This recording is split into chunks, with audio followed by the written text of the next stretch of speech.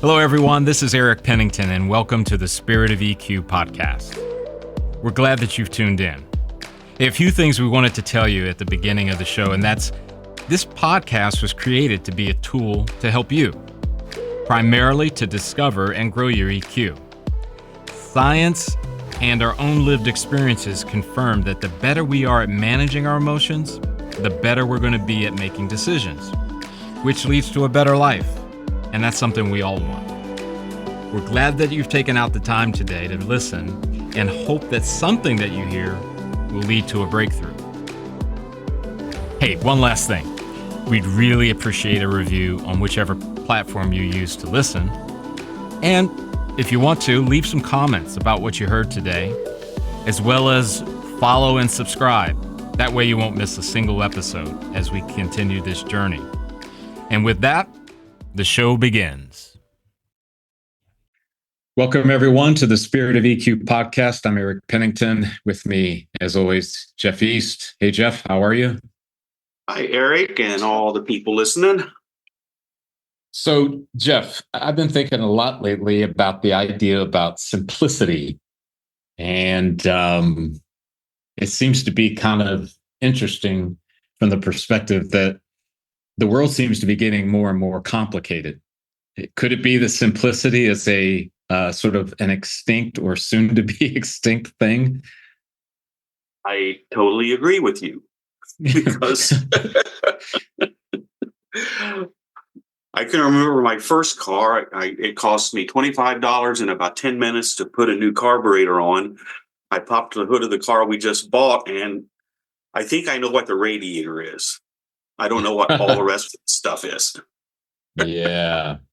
Well, I'm going to tell you how I came to this subject that I want to talk about today. You know, this idea about simplicity and paying attention is kind of where I'm going. And I heard a song. I know this is really shocking for our audience that I would say that there's a song, but as you and I both know, Jeff, we trade on this often. Yes. But there's a song by Bruce Hornsby called Simple Prayer. Actually, the particular version is Simple Prayer 2. And it's got a couple of different artists who are singing on it. And in the season that I'm in currently, I've really been feeling the need to take my prayers and make them more simple, shorten them. I'm thinking about, I'm not tackling complicated stuff. I'm trying to put that onto the back burner. And don't get me wrong, and for the audience as well, I realize sometimes we're forced to deal with the complicated. But where I have authority, autonomy, or whatever, I'm trying to focus in on simple things. So by way of that, this maybe obviously, Jeff, it connects to emotions and how we use emotional intelligence to help us navigate through these different seasons of life. So with that, there's a part in this song where they allude to these difficult situations, and the person who's singing, the character, if you will, is basically answering the complicated situation with this is what I need. It's just my simple prayer. And I loved it. I love the song, but I guess what I'm saying is that it makes me realize maybe it's not trying to figure out this complex thing as much as it is go to the simple. And maybe that's going outside and taking a short walk. Maybe it's noticing the trees and the buds where we're at in from a season perspective. We've kind of got an early spring happening. Noticing the buds, noticing things that are simplistic in nature. But to start with, let's look at emotions for a minute. Okay. And I know there may be some out there, Jeff, that might think emotions are too complicated and it's really difficult to handle and to manage and to figure out and all of that. What is it about emotions that maybe make people think that it's this big complex thing that is maybe overpowering them? I think one of the things is that the thing that maybe is giving them emotion is big and overpowering. So they think that if I'm feeling an emotion about something like that, then my emotion has to be like that. And I don't Hmm. believe that. I think the emotion is still simple. The other thing I think we need to remember is this is built into us, and I don't think it would have been built into us to be unknowable or ununderstandable. I Hmm. think, however you think we got to where we are today as humans, that emotion is a part of those emotions are a part of who we are. So, uh, as we said a billion times on this thing, they're there to help you. So I don't think they would be made unrecognizable. Yeah, and I think to your point, and I know in some ways it may be construed that I'm oversimplifying it, but in many ways maybe this is an important facet of it, that this your brain is interpreting all these various things around you. Maybe that's your prefrontal cortex, the decision making executive function, scanning all kinds of problems, opportunities, and determining what needs action, what doesn't, what's safe, what's not safe, on and on and on. And then an emotion just follows whatever that thought is, right? And I Mhm. don't want to over get too sciencey, because there's debate in the neuroscience world about, does the emotion come first or the thought, and that's not my deal. I come from the angle today at it from a perspective that if I've looked at a situation or an event, opportunity, problem, and determining whether it's something I need to pay attention to or something that I don't, or whatever the case, danger or safety, that emotion's going to come. It's just a natural progression. And I think it's really not complicated at all. I think You what know, complicates it, Jeff, I'm sorry, I cut you out there. Go ahead. okay. No, I was just going to say you're making me think of an episode we did, and we talked about simplicity, and I mentioned, now I remember his name. I couldn't remember the name. A fellow named Frank Whittle from England, who was one of the early developers of the jet engine, and he goes, "This is really simple, but it won't take them very long to engineer the simplicity out of it." Yes, I do remember that. Yeah. Yeah. And I think, right, what can tend to lead us down the complicated pathways are associations with memories, Hmm. associations with trauma, associations with maybe physical sensations that you're involved in. And quite frankly, and maybe this is the biggest one, is our inability to pay attention. Obviously, in the age we live in now, Jeff, I can't even imagine if it's being measured. What's our attention span, our average attention span, right? And it's got to be smaller than it was 10 years ago. That would be my guess. We were talking, the little group I meet with on Sunday nights. We were talking last night about something about advertising. And 10 years ago, somebody did a survey, and the average person was exposed to like 20,000 advertisements per day. So you can't have an attention span that's very long if you're getting bombarded like that. Well, and I think there's this reality that we have to be, even if we see the value in paying attention to what's most important, we have to be very vigilant and being intentional. Hmm. Um, on a somewhat funny note, some of the radio shows, and I happen to be fond of a few of the sports personalities, Colin Cowherd and Dan Patrick. And they have what I consider to be the misfortune of being on iHeartRadio, because I don't know if you've experienced it, Jeff, but iHeartRadio is the most irritating place for advertising. And I get it. Our podcast is on iHeartRadio. So please, iHeartRadio, it's nothing personal.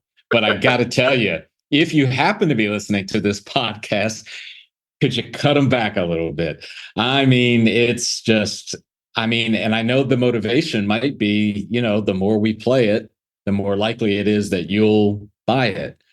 But the reality of it is, I have to go intentional. If they start their series of advertising, I'll shift because it's not serving me. But there's intentionality behind that. Now that's a radio show and advertising and all the rest. But I think in order for this emotion data to really have the impact that it was intended to, we have to move ourselves to a place of where we are paying attention. And I get it. There's that balancing act, the high wire of what do I pay attention to, what do I ignore, that kind of thing. So I know some out there, Jeff, might be wondering, so okay, Jeff, you just mentioned 20,000 messages, and Eric says you need to be intentional. So tell me what you think of this, and maybe it'll really fit, because it's all about simplicity. Turn it off. Okay, let me kind of unwrap that a little bit. No. Do you see where I'm going? That. Yeah. I am just as much a sports fan as you are, because you were mentioning the sports shows. Yeah.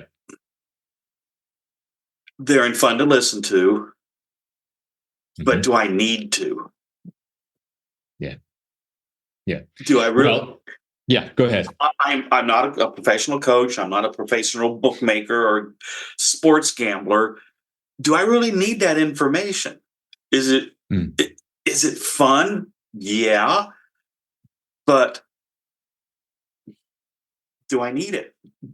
Well, and Jeff, to your point, it might mean you just don't need it right now, because right now what's more important is for you to pay attention to those emotions that are connected to the problem or opportunity that you're facing. And I almost would say, as you scan your life, right, or you scan these different roles that you play, when you encounter something relating to what's most important to you, you really do have to be vigilant and intentional by saying, you know what, I really would like to know how NFL free agency is going today, but I'm also dealing with a family issue. Okay, I'm going to shut off the noise around the NFL free agency period, and I'm going to put my focus on trying to understand what's the messaging, what's in the data of the emotion or emotions I'm feeling at that time. And Jeff, I'm not advocating that you and I and our audience go find a quiet room and sit cross-legged for 2 hours to gain more understanding of emotion or the emotions that are happening. I'm not saying I'm against that, but I realize that most of us, that's not realistic, right? Right. So within that idea, I want to talk a little bit about the memories. Okay. And you said it earlier. This is probably one of those ones where we have talked about it a billion times, and that's the idea of being curious and not judgmental. And I think that's a very important part of this. So, as well as our producer, Brett, my brother recently passed a few weeks ago. And one of the things in encountering this journey is the memories. And in his case, thinking back to, did I say it the right way? Did I bring up certain things enough? Did I, all this different stuff. Now, in that setting, it could be easy to be judgmental, because the bent toward, I didn't do enough, I didn't say enough, I was my fault. But what I've been doing, Jeff, is I'm just kind of looking at it from different angles. I'm looking at it from the east and then I'm moving to the South, and I'm staying in the South just to listen more than I am in the East, and on and on and on. But it what I'm finding is that I am not so prone to want to find the areas of fault and uh, who's to blame and all of these different things. I'm able to really try to uncover this data, right? And in that, I'm finding it's not some overly complicated thing, because I think judgment can match up to the complicated pretty well. You know Right. what I mean? I mean, because of that dynamic. Yeah, you're when you're judging, uh, you're being very dualistic, right or wrong, yes or no, and and you have to have something to hang that right or wrong, yes or no on. So that's going to be the little snippets in this thing that is Yeah. going to make it complicated. Those things that you're deciding, did I handle it right or did I handle it wrong, rather than looking at the whole thing.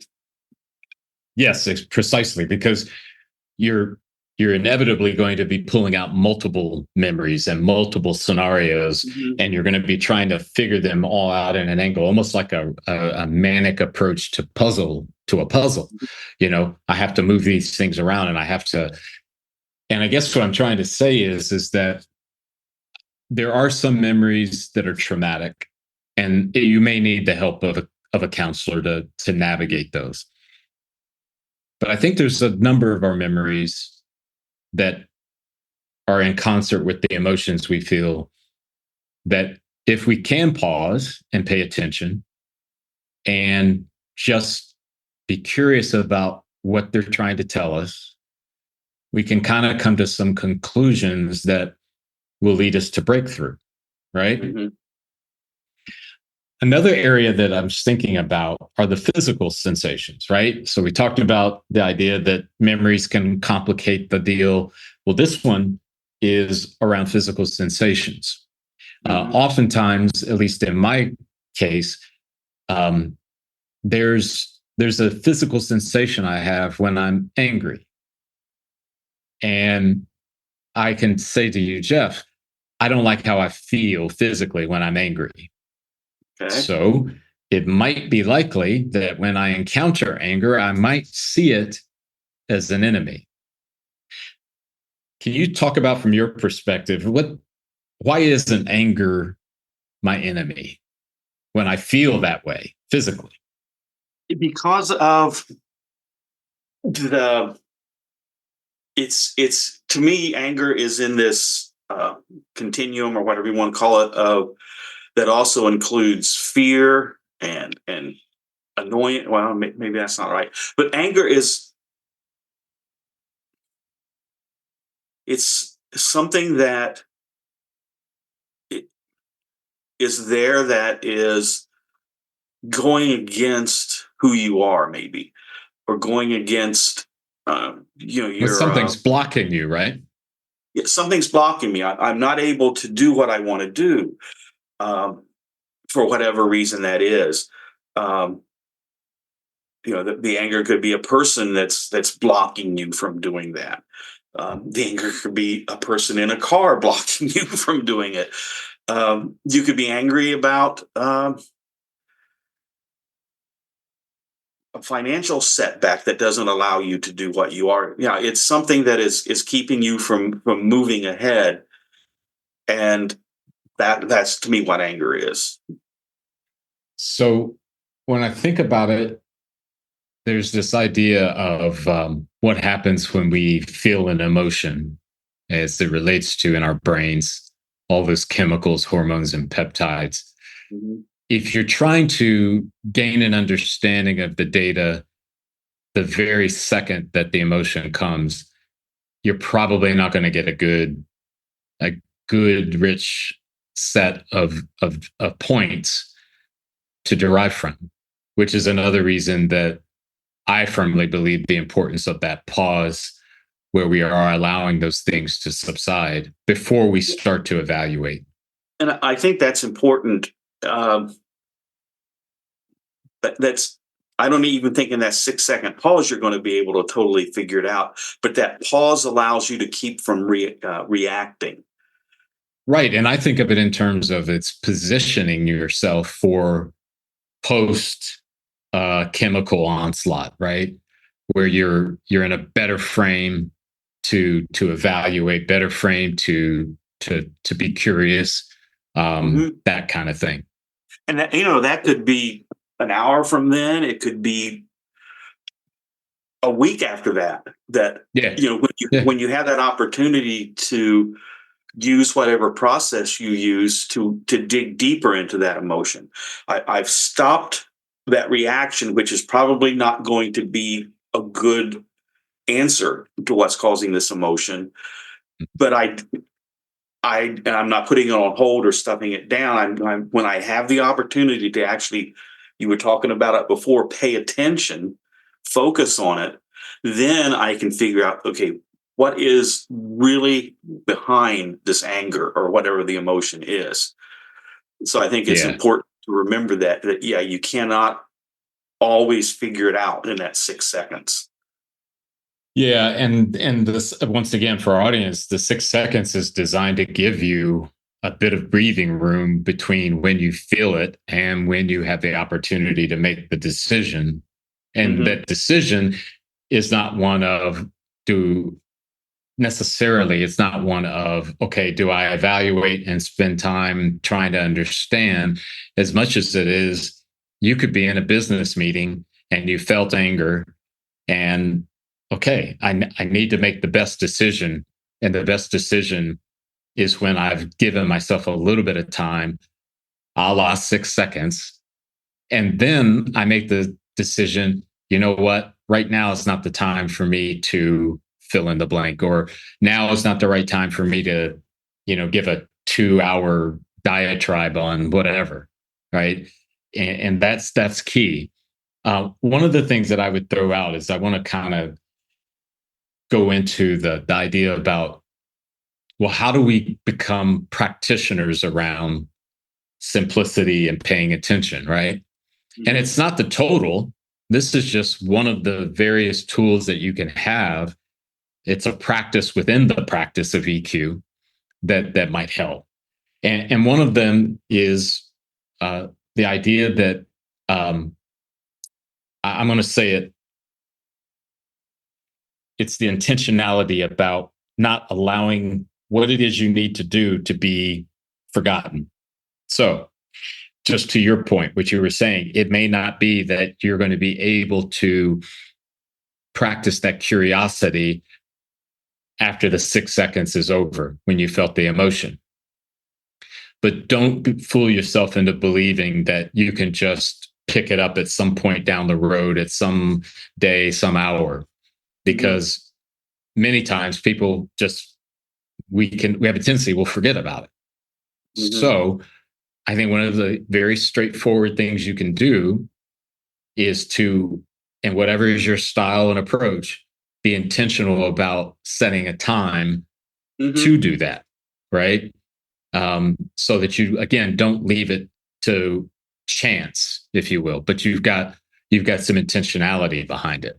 You're in this meeting and you might want to think, okay, when this meeting is done, that's when I am going to explore it as soon as I get back to my office, Right. or Yeah. Yeah. set that time as best you can. Or it could be a Friday morning and you've got tons of more meetings coming up. Hmm. Maybe it's jot a note, put it on your calendar, Saturday morning, 10:30, And whatever the case and may be. I have found this in my own life, especially meetings and things like that. When I felt that anger, when I do, you know, when I've not reacted to it, which I will say that I've done that. Okay, not no, not claiming to be perfect. I'm probably less perfect than I am perfect in this Mhm. aspect. But when I've Yeah. taken that time to uh, examine it, the emotion, examine, whatever we were talking about, fairly often I didn't hear correctly. or I misinterpreted facts that were given. I didn't understand it. And then I go, man, I'm glad I didn't say anything because I would have looked like Yeah. an idiot. Yeah. And then you, that's handling that emotion from that meeting or whatever the situation is. You've looked at it and go, okay, my little lizard brain overreacted a little bit because I wasn't giving it good information or something, Yeah. Or, I mean, it could be a case of that the anger you felt was coming from another place other than that person in the meeting or that Mhm. subject matter or whatever. Mhm. But again, if you leave it to chance, if you're leaving it to your brain in the perspective of, oh, I'll remember, I got to tell you, more often than not, you'll forget. So write it down. Another thing, and this is probably one of the more difficult things, is to develop a new neural pathway. And what that means is it kind of goes part and parcel to building this practice. Mhm. So if the practice is to remember simplicity and to pay attention, and I'm just using that just as a descriptor, someone might say, well, no, it really just relates to paying attention, on and on and on. So whatever you want to call it, more than likely it's a call to build a new neural pathway. And here's the example, Jeff. If I have not historically paid attention well, my brain has probably normalized that, and it's a neural pathway I have. Mhm. Yeah, a la when I get angry, I scream, or when I get angry, I withdraw, or when I'm frustrated, I hold back, and then I go into the old what's the term, passive aggressive 2 days later, whatever the case may be, right?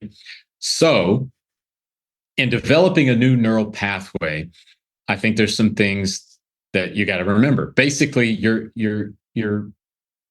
sending a message to yourself that we're going to change, that we're Mhm. going to start something new. I mean, fill in the blank if you'd like a better sort of descriptor or example. I'm going to start going to the gym. Okay, that's basically you're sending out a signal. You're sending out to your brain, hey brain, we're going to do something different. And virtually every time that we make that change or make the decision to change, we're going to experience the resistance that our brain inevitably produces to that. And it makes total sense, right? Because your Mhm. brain, part of its job is to make life easy. Well, Right. starting a new habit, new hobby, new exercise routine, whatever it is, paying attention, that's not easy because you haven't been doing it. Right. So, what I would say to folks out there, and I'd love to get your thoughts. I think the very most important thing when building a new neural pathway is that you don't give up, No. No.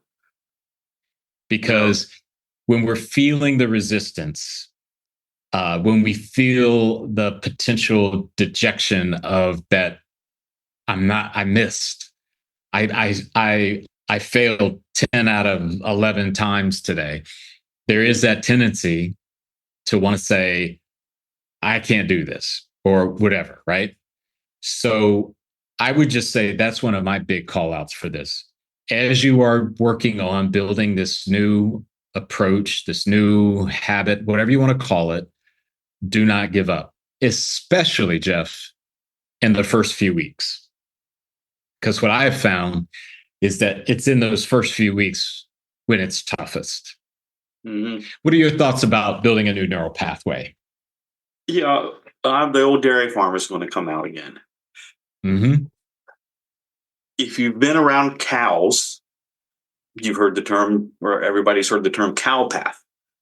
And to me, a neural pathway is like that. That's just the way the herd of cows or these thoughts in my head have chosen to go. Mm-hmm. And until something is done to make the cows go a different direction, they'll never change. So you have to do something to get them to go the different direction.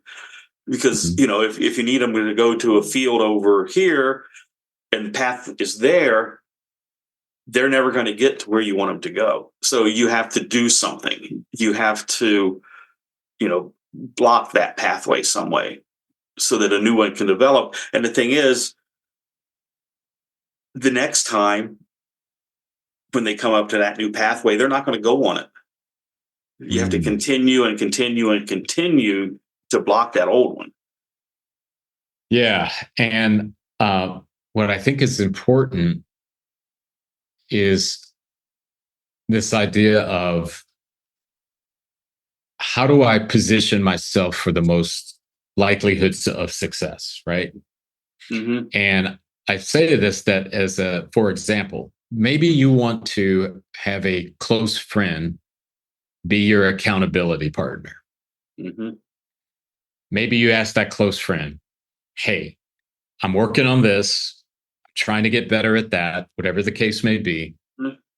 Would you send me a text every Friday morning that just says, or ask me, how's it going with paying attention? As a reminder and a way for me to know I really got to work on this. Now, for some, 1 week interval is fine. You may find I need it every other day. I might find I take it every day. I mean, everybody's going to be different. 10 minutes. Yeah. Right? And then if you are so inclined, have those check-in points, right? Mm-hmm. So maybe Monday, Wednesday, Friday, you're going to check in with yourself. How am I doing with paying attention? Where have I been blowing past that? Where have I been succeeding at that? What's been the result of paying more attention? How's it moving my life forward in the way I want to go? And some people might wonder, Jeff, well, okay, everything is going okay. I'm good. I don't scream. I don't shout. I don't walk away. This is also in the spirit of building resources. Mm-hmm. Because I got to tell you, Jeff, that my brother's passing was not expected. And I only had the resources that I had built up until that time to draw on. I'm drawing on them now. So my call in this is, if you're out there in the audience and life is just going super great, I first would recommend you be thankful that that's happening. Yes. And then I would remember that life is not a continual smooth, silky road pointing upward and upward and upward. Eventually, everyone is going to experience some kind of problem, some kind of difficulty. And I get it, Jeff. I believe our audience, they'd say, yeah, I know what that's like. It may not be the death of a loved one. It might mean loss of a job. It might mean, hey, I thought I was going to get the promotion. Or, hey, one of my best friends is moving 2,000 miles away. Your car just broke down. It's going to cost $2,000 and you don't got $2,000. You don't know what it's going to be. Yeah. I mean, it's all those things. So this is kind of an encouragement that this practice that we're building, right? The practice within the practice of EQ is designed to build more resources for the problems and opportunities that you don't even know are coming, right? So I'm going to kind of close out with us with the idea about, well, what's the value in this? So what do I get? What does someone out there in the audience get if they do start paying more attention and they do maybe embrace a little simplicity along the way? What would you say to them? What's the value? Why should I bother? I think you will end up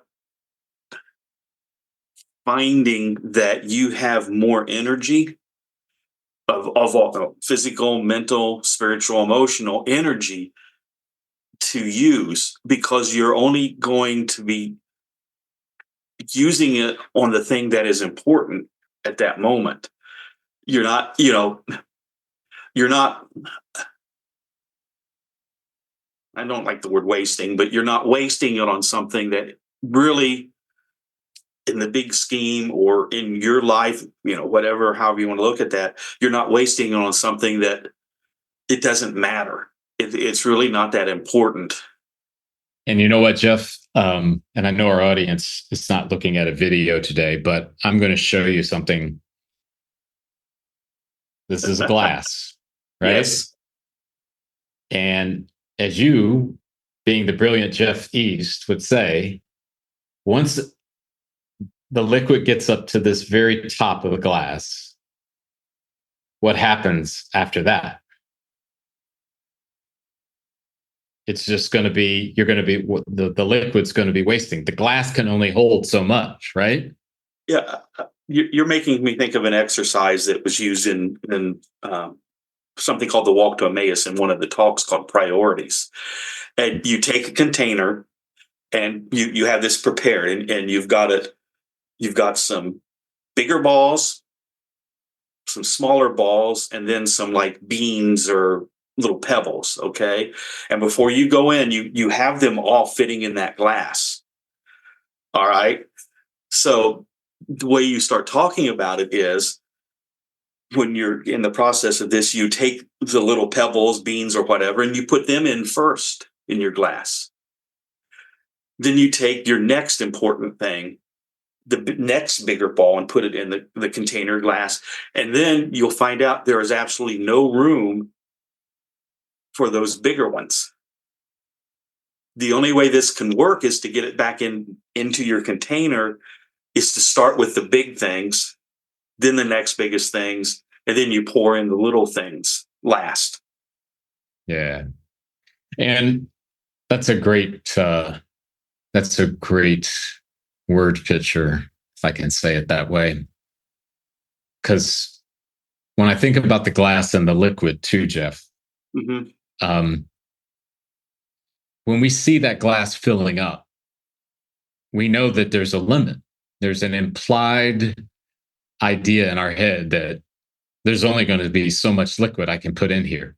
So as you alluded to, when we begin to prioritize and when we begin to understand that when we are focusing in on what is most important, which very, very well could be simple things, and the idea of matching that with paying attention, we're not overloaded. No. Now, I get it. Someone could attempt to combine them both, but I would tell you, if you want the return on investment, it is not overfilling or thinking that you can overfill, whether it's with liquid or with physical objects. So with that, we really appreciate everybody tuning in today, and we look forward to the next time we're together. Take care.